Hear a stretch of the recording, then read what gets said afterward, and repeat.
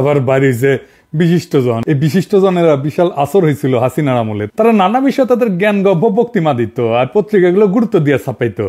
তাদের জ্ঞান প্রচুর, তাও আক্কেল কম। তাই তারা বুঝতে পারতো না যে পাবলিকে তাদের পাবলিকে যাদের না, কিন্তু মনে করে মুই কি হনুরে, এরাই হইতেছে বিশিষ্টজন, বুঝাও। তা কারা কারা এটা করিছে দেখবেন, সে ঘুরে মা ঘুরছে সেই আমি বাকশালী ঘটনার লোকেরা। আসেন দেখি এই মার্কা মারাদের কয়েকটারে দেখি, তারপরে তারা কি কইছে সেটা দেখমুনি। আনু মোহাম্মদ, হাসিনার বান্ধবী সুলতানা কামাল, খুশি কবির, টিআইবির ইফতেখারুজ্জামান, ওরে একবার ঠাপাইছিলাম, কঠিন ঠাপ দিছিলাম, অনেকদিন শান্ত আছিল, আবার মাথা বের করিছে। তত্ত্বাবধায়ক সরকারের সাবেক উপদেষ্টা রাশেদা কে চৌধুরী, তারপরে কামাল হোসেনের মেয়ে সারা হোসেন, আবার অগ্রণী ব্যাংকের চেয়ারম্যান সৌদ আবু নাসের বখতিয়ার আহমেদ, ওরে অগ্রণী ব্যাংক থেকে পাশায় লাথি দিয়ে বের করে দিবেন। তারপরে আবার দেখেন কি আবার কমো আমাকে শ্রদ্ধাভাজন নূর খান, মানবাধিকার কর্মী, হুদাইকা ঢুকিজের মধ্যে গুম কমিশনের প্রধান, কিন্তু ভালো কাজ করিচ্ছে। কিন্তু বাঙ্গু সুশীলদের এই এক সমস্যা, তারা সব অর্জন নিয়ে পূজা দেয় আওয়ামী লীগের চরণে। ওনারা গুম কমিশনে নেওয়ার আগে সব আলাপ বরাবর করা লাগলেন যে আপনি কখনো আমি বন ফেরি করতে পারবেন না, আর কামটা ঠিক করেন নাই। যাই হোক, আজকে কিছু কইলাম না, নিজেদের লোক। আবার দেখেন হিন্দু বৌদ্ধ খ্রিস্টান ঐক্য পরিষদের, বুঝাও তো এদের নাই ফুটা পয়সার দাম। আসছে পত্রিকা পাতায় প্রতিবাদ জানাইতে, কইছে ধানমন্ডি 32 নম্বর রোডের শেখ মুজিবুর রহমানের বাড়িটা ঘুরিয়ে দেওয়ার তীব্র ক্ষোভ এবং নিন্দা জানিয়ে বিবৃতি দিচ্ছেন দেশের 26 জন বিশিষ্ট নাগরিক, যাদের পাবলিক তারা বলছেন আইন শৃঙ্খলা বাহিনীর সম্পূর্ণ জ্ঞাতসারে যেভাবে বাড়িটি ভাঙা হয়েছে, আগুন দেওয়া হয়েছে, তাতে করে গভীরভাবে মর্মাহত, স্তম্ভিত এবং লজ্জিত হয়ে এই ঘটনার বিচার চায়। আবার তা করেছি তো আমরা, আমিও করেছি, আমি তো ডাক দিছি, তো আমার বিচার কর তুই। দেখি দেখি ক্যাঙ্কা তোর মাজাত জোড়ায়, দেখি আয় আয় একটা মামলা কর আমার নামে, দেখি কত তোর মাজাত কত জোর আছে, তোর 26 জন মিলা, দেখি আয় কর তো, দেখি আমার নামে একটা মামলা, আয় দিব বিচার।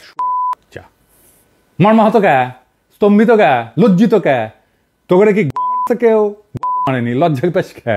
বাড়ি বুলডোজার দিয়ে ভাঙা হয়েছে, তো বাড়ি তো হাসিনার বাপের, তোর হাটে হাসিনার হাটলে তা ওটা কথা ছিল।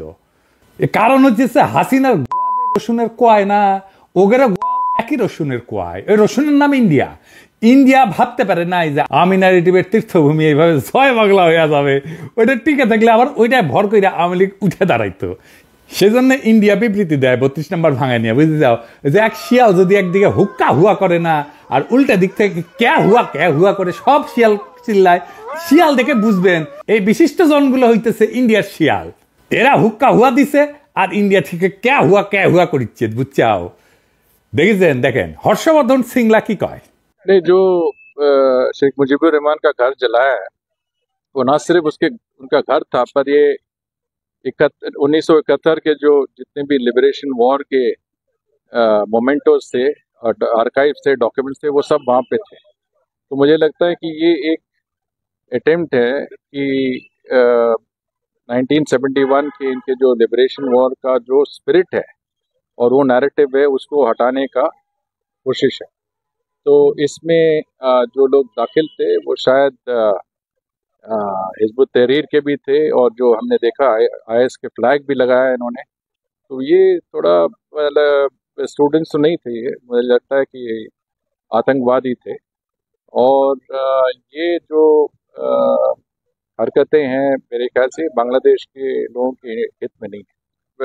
भारत सरकार की तरफ से एक प्रेस स्टेटमेंट भी, एक से ज़्यादा प्रेस स्टेटमेंट हैं, उनके डिप्टी हाई कमिश्नर को बुलाया गया है, और हमने काफ़ी मतलब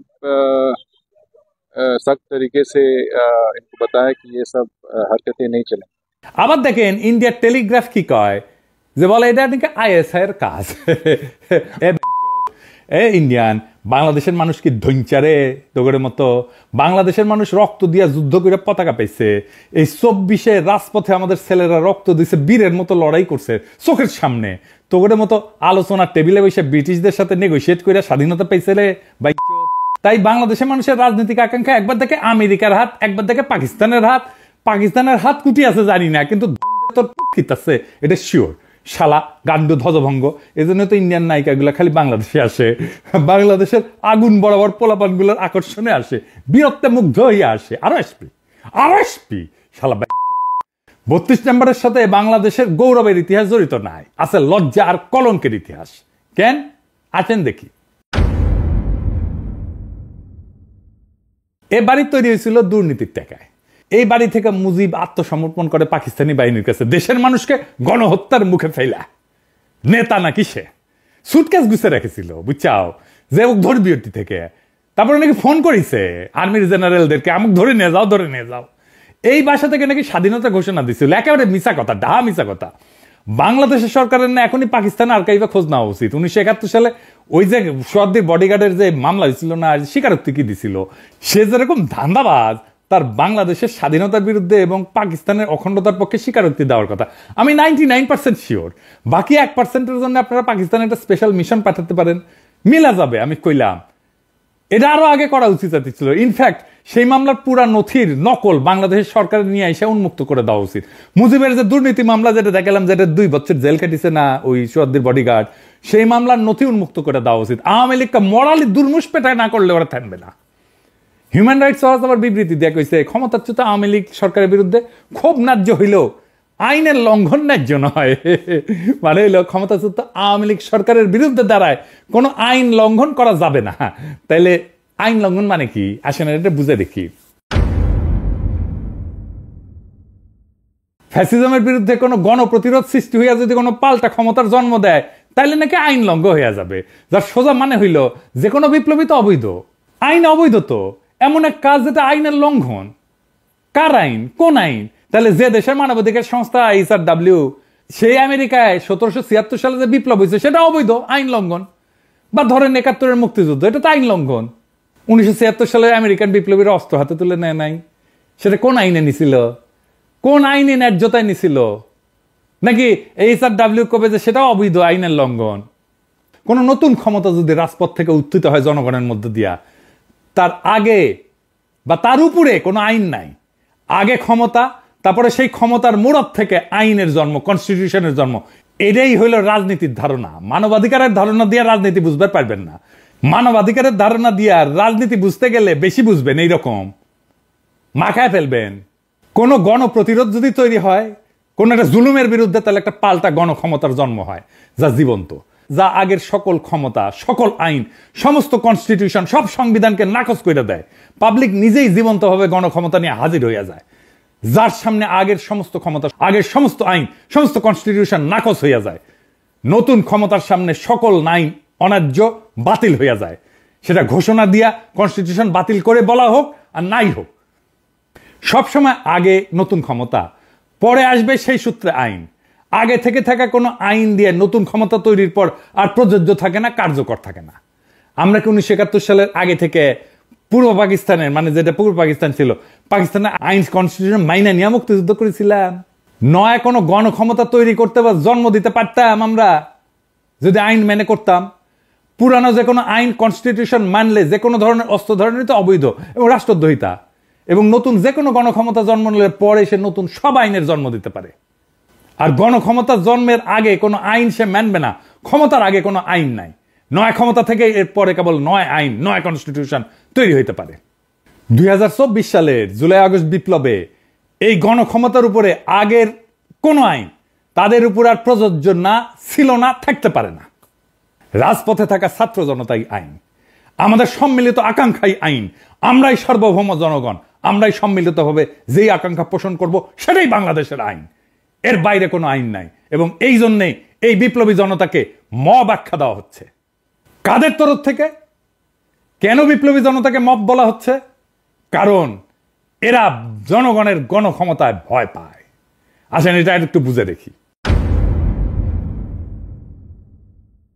এই যে দেশের বিচার বিভাগ, বাস্তবে তো হাসিনার আদালত হিসেবে কাজ করলেও সাংবিধানিক নথিতে এটাই কিন্তু দেশের সবচেয়ে ক্ষমতাধর প্রতিষ্ঠান।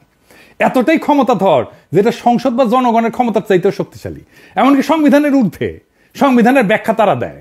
এমনকি যদি রাষ্ট্রই বিলুপ্ত হয়ে যায় তাও বিচার বিভাগ বহাল থাকবে। এই বিচার বিভাগকে তাই সরকার কিছু করতে পারে না, করতে পারেওনি। হাসিনার তৈরি করা এই স্ট্যাবলিশমেন্টই এখনো বহাল আছে। আজ যারা এই যে মবের সমালোচনা করতেছে তাদের অনেকেই কিন্তু কিছুদিন আগে যে বিচারিক অভ্যুত্থান জুডিশিয়াল কু করতে গেছিল না, সেটা ছাত্র জনতা প্রতিরোধ করায় স্বস্তির নিঃশ্বাস ফেলছিল। কারণ তখন আর কোনো পথ খোলা ছিল না, তো বিচার বিভাগের উপরে কারো হাত ছিল না।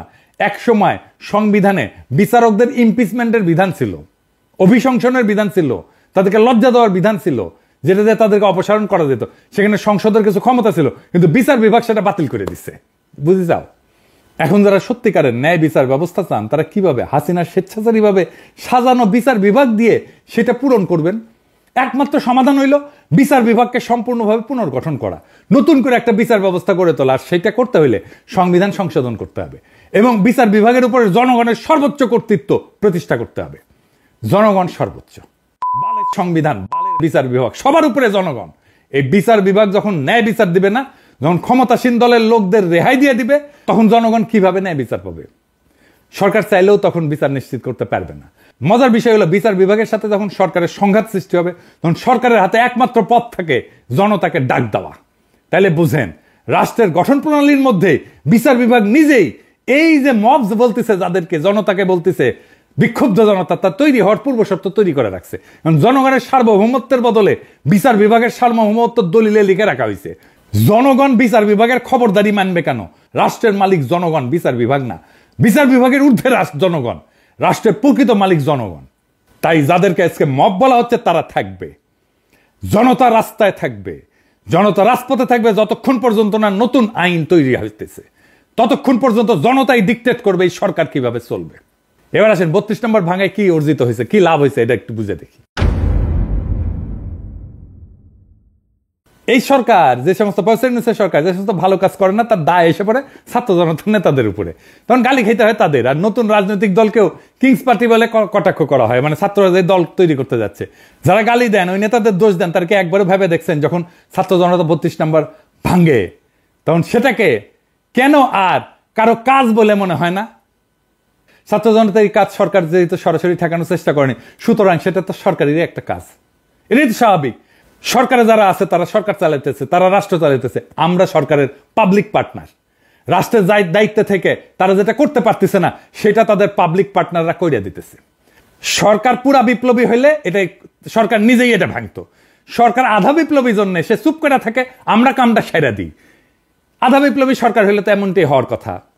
এতে সরকারের কর্তৃত্বের ঘাটতি দেখা যাচ্ছে না তো, বরং সরকার নিজেই যে ভাঙতে চাইছিল তা শুধু আনুষ্ঠানিক পথে না, যে অপ্রাতিষ্ঠানিক বা ইনফর্মাল পথে ঘটাইছে। এই সরকারকে জোর কইরা সংবিধানের কাঠামোর মধ্যে ঢোকানো হয়েছে, কিন্তু তার বিপ্লবী চরিত্র অটুট আছে। এইটাই গুরুত্বপূর্ণ বিষয়, সেটাই বারবার প্রকাশ পেয়ে যাচ্ছে।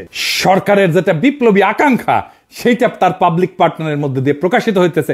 সরকার আমাদের বাধা দিতেছে না। এইখানেই মজা, এইখানেই পাবলিক প্রাইভেট পার্টনারশিপ, বুঝছাও, নতুন ধরনের। আমি নিজে কতবার কইছি এটা বিপ্লবী সরকার না, এটা বিপ্লবী সরকার না। আমরা চেষ্টা চরিত্র কইরা সরকারকে আধা বিপ্লবী সরকার বানাইতে পারছি, এরপরে আমরা পুরা বিপ্লবী সরকার বেনে দেব এই সরকারকে। এটাই আমাদের অর্জন।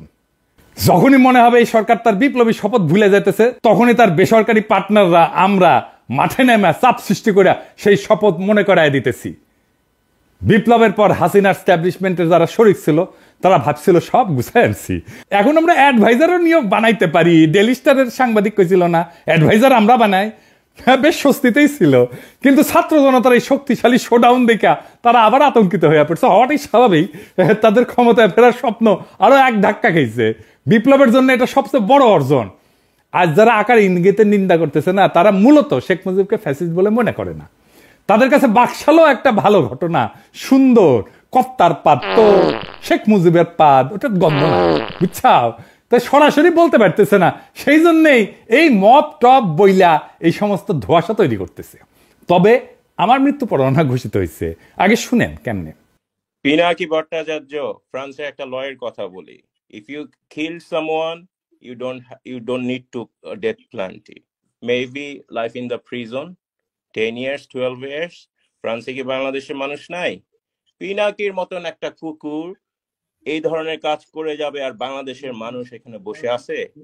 অ্যাসাইলাম মারা একটা কুকুর এখানে বসে আছে। এই কুকুরটা গলা কাইটা যদি এখানে কোনো মানুষের ডেথ পেনাল্টি হবে না, life in the prison. I am challenging. I am sorry. সে বলতেছে ফ্রান্সে তো খুনের শাস্তি 10 বছর জেল, ফাঁসি তো দিবে না, তো পিনাকে খুন করে না কেউ কেন ফ্রান্সে? হাসিনা এক বক্তৃতায় গেল ক্ষমতা, আর এক বক্তৃতায় গেল 32 নম্বর। আলহামদুলিল্লাহ, আমার শহীদে মৃত্যু হইলে না বাংলাদেশে আমার ক্ষুদ্র ভ্রাতার ভগিনেরা ছোট বড় মাঝারি কোমল কঠোর বাকশালীদের আস্ত রাখবে না, ছানা বানা করে ফেলবে। আমার মৃত্যুতে বাংলাদেশ পুত পবিত্র হবে। আমার সত্যি যদি মাইরা ফেলায় বাংলাদেশে যেন কোনো বাকশালী রক্ষা না পায়। আমার মৃত্যুর খবর বাংলাদেশে পৌঁছানোর 24 ঘন্টার মধ্যে কাম ফিনিশ করে দিবে। এইখানেই শেষ না, আমি ওদের জন্য নরকের দরজায় হাজির থাকবো। ওদের জান ওইখানে আমি কালা কালা করে দেব। সরকার গত 6 মাসে যা যা ভুল করেছিল, যে জায়গায় সেইটার কাফফারা দিতে হয়েছে আমাদের 5ই ফেব্রুয়ারিতে। আবার আর একটা জনফস্ফোরণ হয়েছে। এই জন্যই প্রেসিডেন্ট সরকার আরো সংহত হয়েছে, ভালো হয়েছে আমাদের জন্য। অপারেশন ডেভিল হান্ট শুরু করতে পারছে। একটা সুশীল হান্টও চালু করা দরকার। কারা কারা এই যে 26 জন এই সুশীলেরও হান্ট করা লাগবে, ওটা জনতাই করবে। যাই হোক, আবারও কিন্তু আমাদের অর্জন ধুলায় মিশে যেতে পারে যদি আবার আগের আলস্য কাটায় উঠতে না পারে। আগের আলস্য আর সিদ্ধান্তহীনতা, অবিবেচনা প্রসূত নিয়োগ চলতেই থাকে। আমি 7ই আগস্ট কি লিখেছিলাম দেখেন, লিখেছিলাম এমন হয়েছে বাংলাদেশের ক্ষমতা এখন হাসিনার বদলে সুপ্পু। তাহলে এত রক্তপাত এত প্রাণদানে লাভ হইল কি? বিপ্লব মানে গণক্ষমতা, সেই বিপ্লব তো সুপ্পুর অনুমোদন নিয়ে কাজ করবে না। সুপ্পু কেন আবদার করে? একে আজাদ কেন এর মধ্যে ঢুকে? ছাত্রদের মতামতে সর্বোচ্চ গুরুত্ব দিতে বলছি। সেখানে তো এটাই বলি নাই যে একে আজাদের পরামর্শ নিয়ে কাজ করতে হবে। এটা তো বলি নাই যে ডিজিএফ এর চিফের সাথে আলাপ করতে হবে। এই তত্ত্বাবধায়ক সরকার যদি ইন্ডিয়ান লাইসপেন্সার দিয়ে ভর্তি হয় তাহলে কলে জান কালা কালা করে দেবো, করে দিছিলাম কলে, বুঝাও। আর এই প্রক্রিয়া বুঝে হোক না বুঝে হোক যারা বিপ্লব বেহাত করে দিচ্ছে তাদের আমরা ক্ষমা করব না। দেখেছিলেন আমি ঠিক সময় মতো ঠিক কথা কইছিলাম, যা আমি আগে কইছি সেটা পরে ঠিক হয়েছে, পরে আবার আমাদেরকে এসে আবার এটা ঠিক করে নিতে হয়েছে। এই যে দেখেন মনির হায়দারকে বিশেষ সহকারী হিসেবে নিয়োগ দেওয়া হয়েছে। আমি চিনি তারে, আমি অপছন্দ করি না, পছন্দই করি। কিন্তু মনির হায়দারকে আপনারা চিনেন না, তাই না? আমেরিকা প্রবাসী এক সাংবাদিক। আচ্ছা বলেন তো, প্রফেসর ইউনূসের একজন আমেরিকা প্রবাসী সাংবাদিক দরকার। আপনার কার নাম মনে ভাইসে আসে? মনে মনে বলে চিন্তা করেন যোগ্য ক্যান্ডিডেট হিসাবে। হ্যাঁ, কনক সরোয়ার ইলিয়াস, তাই না? কনক সরোয়ার তো পিএইচডিও করেছে। তার অ্যাক্টিভিজম এমনই হাসিনারে প্যারা দিছে যে তার বোনকে জেলে নিছে তারে না পাইয়া। কনক দারুণ জনপ্রিয় তো। আমার ইলিয়াসের নানা সমালোচনা আছে, কিন্তু কনকের নামে আছে কোনো সমালোচনা নাই তো। কনক তো সবচাইতে যোগ্য এই পজিশনের জন্য, ইলিয়াসও যোগ্য। কনক বা ইলিয়াস যদি বিশেষ সহকারী হতো তাহলে সারা দেশে আনন্দের বন্যা বয়ে যেত। এই সরকার রাজনৈতিক সরকার না, তার তো সলিড অ্যান্টিফেসিস দক্ষ জনপ্রিয় লোক দরকার এইসব পজিশনে। কনক কি পরিমাণে দাবরানির উপরে রাখতো আওয়ামী লীগকে চিন্তা করেন, কিন্তু সেটা করবে না। শুনলাম আলী রিয়াজ আর বদিউল আলম মজুমদার রিকমেন্ডেশন না হয়েছে। তো প্রফেসর ইউনূস, আপনি যে আয়নাঘর দেখতে যেতে পারেন না, এখনো পারতেছেন? এই ছাত্র জনতা তার শক্তি যে দেখাইছে ধানমন্ডি 32 নম্বর, সেইটাতে আলী রিয়াজ করে দিচ্ছে, এটা দেয় নাই। এটা তার করে দেওয়ার শক্তিও নাই, সামর্থ্যও নাই। ওই ধানমন্ডি 32 নম্বরের সামনে কনক গিয়া দাঁড়াইলে, ইলিয়াস গিয়া দাঁড়াইলে লক্ষ লক্ষ পাবলিক যে আনন্দে চিক্কুর মারবে, ওই চিক্কুরের প্রতিধ্বনিতে 32 নম্বর ভাইঙ্গা খান খান হয়ে যেত, বুলডোজার লাগতো না। কিন্তু না, আপনার আলী রিয়াজকে খুশি করা লাগবে। আপনার কাজে কে লাগবে এটা ভাববেন না, আপনার কাজ খুশি করা লাগবে সেটা ভাববেন। ছাত্ররা ষষ্ঠ উপদেষ্টা গায়ে বানানো জানাজা করিচ্ছে। ছাত্ররা কি উপদেষ্টাদের বানাইছে না? তাদের সিলেক্ট করেছে না? এখন জানাজা কেন? যেটা নিজে গিলিছেন সেটা বমি করতে পারবেন না, দায় নেন, গিলিছেন পেটের মধ্যে রাখেন। আজকের এই অবস্থার জন্য আপনারাও দায়ী। এই টাইমটা হেলায় হারায়েন না। আগে মেলা কথা কইছি, শুনেন নাই। আগামীকাল আপনাদের জন্য আলাদা এপিসোড করব, কেমনে নতুন রাজনৈতিক দল করবেন। এটা আপনাদের কোনো স্যাটব্যাড আছে বলে তো মনে হইতেছে না। মন দিয়া শুনেন। অনেকে কইতে পারেন, ওদের তো গোপনে কইতে পারেন না, আলাদা আলাদা করে কইছি মেলা কইছি, কাজ হয় না। এক কান দিয়ে ঢুকে আর এক কান দিয়ে বের করে দেয়। মানে আমি কইছি না যে নিজে যেটা স্বপ্ন দেখি সেটাকে বাস্তব করার জন্য আমি জীবন দিয়ে দিতে পারি, কিন্তু অন্যের কাছে আমার সেই স্বপ্নটা তো কাজ বা টাস্ক, তাই সে সেইটার জন্য জীবন দিয়ে দেয় না, কমিট করে না। আমি এটাতে শুধু তার জন্য কয়া দেবো তা না। যে কোনো দল এই স্ট্র্যাটেজি অনুসরণ করতে পারে, ছাত্ররা করলে ভালো। না হয় আমি যদি কখনো রাজনৈতিক দলটাল করি তাহলে এই পদ্ধতি অনুসরণ করব। যাই হোক, আগের প্রসঙ্গে আসি। একটা ভালো জনপ্রিয় মানুষের মনোনয়ন কিভাবে মানুষের আনন্দের উৎস হয় সেটা 21শে পদকে আমরা দেখলাম। আমাদের অনেক প্রিয় মুখ আছে এখানে, যেমন অভ্রেন মেহেদি, সবাই খুব খুশি হয়েছে। মাহমুদ ভাই, সবাই খুব খুশি হয়েছে, কিছু কিছু লোক তারা, ওটা আসিচ্ছি। শহীদুল আলম, এই জন্য জনপ্রিয় মুখ লাগে। যদিও মাহমুদ ভাইয়ের পিছে বামেরা লাগিয়েছে, সেটা একটু বুঝে আসেন। বামেদের দাবি হয়েছে যে ফুলবাড়ি গুলির জন্য দায়ী মাহমুদুর রহমান, আবার কইছে ব্লগার হত্যার জন্য দায়ী মাহমুদুর রহমান। আমার দেশের উদ্বোধনী সংখ্যায় আমার এই বিষয়ে লেখা আছে, আপনারা পড়ে নিতে পারেন। এই যে এটা, আর এটা হইতেছে এই যে কল্লোল মুস্তফা, এটা হইতেছে আনু মোহাম্মদের লেসপেন্সার, তীব্র ইসলামোফোব, কেমন ইসলামোফোব আপনার এক্সাম্পল দিই। আগের বিদেশি সাংবাদিক আমার ফোন দিয়া কইল যে একটু পরিচয় করায় দেন কল্লোল মুস্তাফার সাথে, আমরা একটা সাক্ষাৎকার নিব আর কি। তো আমি তাকে ফোন দিই, ফোন ধরে না, মেসেজ দিই, দেখে রিপ্লাই দেয় না। কেন? পরে জানলাম যে আমি হেফাজতের পক্ষে লিখেছি, মানে আমি লিখলাম হেফাজতের পক্ষে, তাই আমার ফোন ধরা যাবে না, এতই ব্রাহ্মণ হই। তো এই তুই যে ব্রাহ্মণ হইছু, এত বড় ব্রাহ্মণ হইছু, তোর যে ক্ষুদ্রকালে তোর যে সোনার আগাটা কেটে ফেলে দিছিল না, ওটা কুটি খুঁজে পাবো তুই? নাম তো এটা লাগাইছু কল্লোল, যেন বোঝা না যায় যে মুসলমান কিনা। কেমন রক্ত মজ্জায় ইসলাম বিদ্বেষ দেখেন। আজকে ওর পেজের লেখাগুলো দেখেন তো, এডিটর সাহেব পুরা প্রফেসর ইউনূসের সরকারের বিরুদ্ধে যত বৃষ্টি দেখেছেন। আবার দেখেন প্রফেসর ইউনূসের সরকারের মধু খাইতে আসা সাংবাদিক গোলাম মুর্তজার ভিডিও শেয়ার দেয়, তো ওই গোলাম মুর্তজা কেন জিগায় না যে প্রফেসর ইউনূসের সরকার কেন পারফর্ম করিচ্ছে না? সে তো সিনিয়র সেক্রেটারি মর্যাদায় প্রেস মিনিস্টার হয়েছে আমেরিকায়, বিধি ভেঙ্গা, এরাও নাকি আবার আলী রিয়াজের রিকমেন্ডেশন, বুঝছাও? এই বামেরা কেন প্রফেসর ইউনূসের সম্পর্কে বিলা জানেন? হাসিনাও দেখবেন বক্তৃতা দিলে ইউনূসের বিরুদ্ধে বলে, বিএনপি জামাতের বিরুদ্ধে বলে না। কিন্তু এই যে তারপরে যে এতিম আছে না, ওমিপিয়ালের এতিম টেতিম আছে না, তারাও প্রফেসর ইউনূসের বিরুদ্ধে এক একটা, বিএনপি জামাতের বিরুদ্ধে না, কিন্তু সমন্বয়কদের বিরুদ্ধে এক একটা, ছাত্রদের বিরুদ্ধে এক একটা। কেন জানেন? প্রফেসর ইউনূস থাকায় ইন্ডিয়া কিছু করতে পারছে না, প্রফেসর ইউনূস থাকায় ইন্ডিয়ার সমস্ত শয়তানি মাঠে মারা যাইতেছে, তাই এগুলো এত চুলকানি, বুঝছাও? ইন্ডিয়া এইগুলার লাগাইছে প্রফেসর ইউনূসের পিছে লাগতে, যেন প্রফেসর ইউনূস বিরক্ত হয়ে ক্ষমতা ছেড়ে চলে যায়। আমি নিজেই কইছিলাম যে আমি নিজে বিরোধী দলের ভূমিকা পালন করবো, কিন্তু যেই টাইমে দেখলাম আরে এই কেস তো খারাপ, ইন্ডিয়া তো প্রফেসর ইউনূসের পিছে লাগিছে, সাথে সাথে একবারে ঠিক করলাম না, ইন্ডিয়ারে কোনো চান্স দেওয়া যাবে না, প্রফেসর ইউনূসের পাশে শক্তভাবে দাঁড়াইতে হবে, আর এইগুলারে সবসময় দাবরানের উপরে রাখতে হবে। আপনারাও রাখবেন। যাই হোক, মাহমুদ ভাইয়ের প্রসঙ্গে আসি। আরেক ঘটনা কি জানেন? মাহমুদ ভাই যখন জ্বালানি উপদেষ্টা, তখন সরকারের প্রধান ছিল খালেদা জিয়া, স্বরাষ্ট্রমন্ত্রী ছিল খালেদা জিয়ার দলের অন্য কেউ, তাই না? গুলি করছে তো তাইলে স্বরাষ্ট্রমন্ত্রী। মাহমুদুর রহমানের কেন দোষ? সবার দায় করার আর কারো দায় নাই, দায় শুধু মাহমুদুর রহমানের, বুঝেছেন? এইসব ঘটনাকে সরকারের সঙ্গে জনগণের সংঘাত হিসাবে দেখতে হবে। কিছু মানুষ নিহত হয়েছে, আমরা সেটা নিন্দা জানাই, মানে আপনি ফেরেস্তা বসে দিলে তো মারপিট হবেই রাস্তায়, তাই না? প্রফেসর ইউনূসের আমলে পুলিশের হাতে মারা গেছে না মানুষ, হত্যাকারীদের শাস্তি নিশ্চিত করতে হবে সেই জন্যে, এবং এই দাবি জানাইতে হবে হত্যার দায় অবশ্যই সরকারের।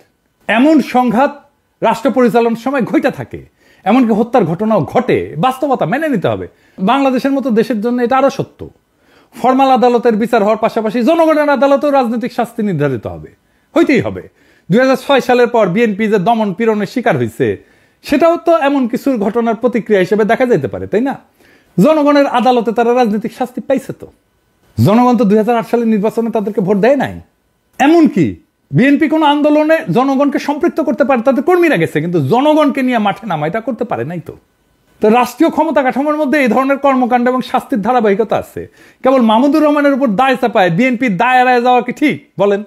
তবে মাহমুদুর রহমানের উপর তাদের ক্ষোভ কেন? কারণটা হচ্ছে তার সাংবাদিকতা। তো এটা সরাসরি কইলেই হয়।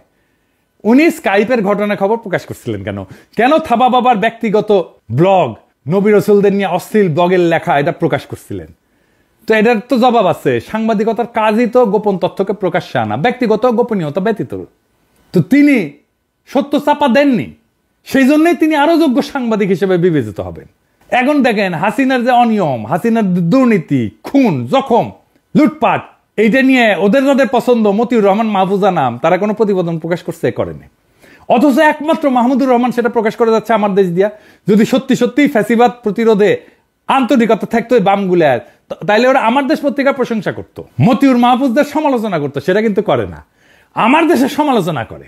আর মতি মাহফুজ ওদের কাছে দেবতা। এই জন্যেই বাংলাদেশে এই সমস্ত সুশীল বাম হান্টিং শুরু করা উচিত।